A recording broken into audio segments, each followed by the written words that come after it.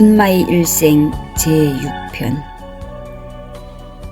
전영일은 자기 손가락 사이에서 지금까지 13번째로 타고 있는 담배 연기에 눈길을 쪼그린 채 설령수의 그런 거동을 유심히 살피고 있었다.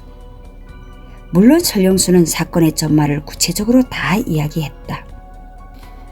허나 전영일은 직업적 특성에서였던지 설령수가 외견상으로는 말을 다 끝냈으나 끝낸 그 말 속엔 무언가 숨겨둔 말이 더 많다는 촉감이 점점 강해짐을 느꼈다. 하기는 그런 느낌을 비로소 지금에서 가지게 되는 것은 아니었다. 전영일은 오늘 설령수와 상면하던 첫 순간부터 벌써 그가 자기와 어떤 심리적 숨바꼭질을 하고 있다는 것을 감촉했다. 다만 많은 사람들이 기업소 주재원인 자기와 언행에서 숨바꼭질을 하는 데 습관되어 온 그였고, 더구나 상대자가 설령수라는 데서 그 숨바꼭질을 대수로이 여기지 않았을 뿐이었던 것이다. 그러나 지금은 달랐다. 최강의 갈고리로부터 설령수를 빼내자면 그를 보다 세부적으로 아는 것이 필요했다. 무엇보다도 설령수의 그 말 속에 숨어있는 말들을 똑똑히 짚어보는 것이 중요했다. 먼저 설령수 자기가 어떻게 되어 다짜고짜 마누라에게 재떨이를 날리게 되었는지 알 수 없다고 한 그 말이다. 왜 몰랐겠는가? 그는 적어도 이렇게 털어놓았어야 했을 것이 아닌가? 자기의 흔장들을 느티의 이마에 칠해거리려 단 세부치와 동일시함으로써 자기의 한생을 순간에 꼬리 없는 말로 만들어버린 마누라의 소행에 분노를 참을 수가 없어서였다고. 다음은 설령수가 병신 자식일수록 남의 괄세가 곱절로 분해진다더니 라고 한 말과 내놈 들이고 나무고 몽땅이라고 했다는 그 말이었다. 병신 자식이란 도대체 무엇을 비켜두고 한 말인가? 왜 내놈 들이고 나무고 몽땅이었겠는가?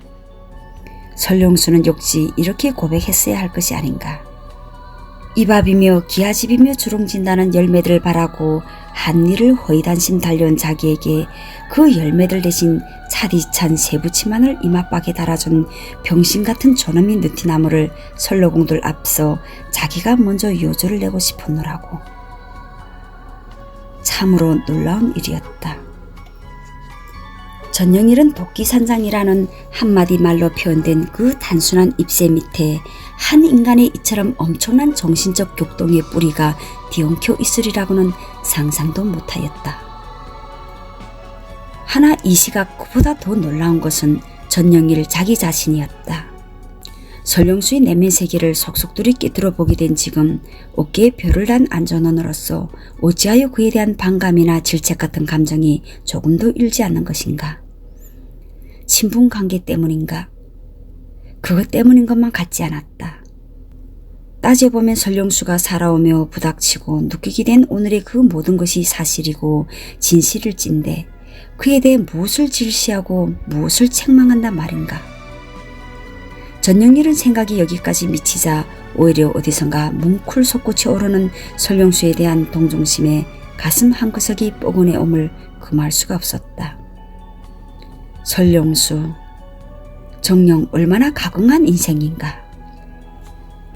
전영일의 새끼손가락에 제 손가락을 걸며 약속하다 외치댔던 그 신념, 그 기대가 한갓 신규리에 불과한 것이었음을 깨닫게 되었을 때 그 실망과 회오의 괴로움을 이 세상 무엇에 비길 수 있었으랴. 하여 누구를 탓할 수도 원망할 수도 없는 뼈저린 상실의 아픔을 안고 벙어리 냉가슴 앓듯 혼자 부대껴야 했을 설령수가 아닌가. 그러고 보면 결국 도끼산장이라는 말은 안전부 설로공들이나 느티나무에 가해진 폭언인 것이 아니라 자가당착에 빠진 설령수라는 인간의 자기 규탄의 부르짖음이었던 것이다. 최강희, 당신도 한평생을 기만당하고 착하고 오진 설령수라는 인간의 아픔을 꼭 알아야 하며 불온간의 그날은 꼭 오고야 말 것이오. 전영일은 한창 타고 있는 담배를 재틀에 비벼 껐다. 그의 고동을 눈치챈 모양 설령수도 그렇게 담뱃불을 죽였다. 추웠다. 바깥날이 소환차비를 하는지 방 안이 못 견디게 얼어들어왔다. 담요를 깔고 앉았는데도 옴지락거리지 않고는 못 베기게 엉치가 시려들며 입김마저 소려 오르기 시작했다. 전영일은 일어섰다. 왜 가려나? 큰아버님, 잘 알았으니 일처리는 제가 여하히 하겠습니다. 아무려나. 그런데 이 추운 방에서 오늘 밤을 어떻게 지내시겠어요? 글쎄 말이네. 방이라는 게 코끝이 다 시려드네구려. 주먹으로 코 밑에 물기를 찍어내며 이렇게 대답하는 설령수의 모습은 갑자기 10년은 더 늙어진 것 같았다. 무엇에 다 파먹힌 마른 거미 하나가 창문에서 거미줄에 내리들여온 채 우풍에 흔들거리고 있었다. 큰아버님, 마초라도 한 단 들여다 덧불을 떼고 쉬십시오. 그래야 할까 보네. 그러나 전영일은 이것이 자기가 마지막으로 들은 설령수의 목소리로 될 줄은 꿈에도 몰랐다. 이튿날 아침 전영일은 설령수가 잘못되었다는 전화를 받고 즉시 그의 집으로 달려갔다.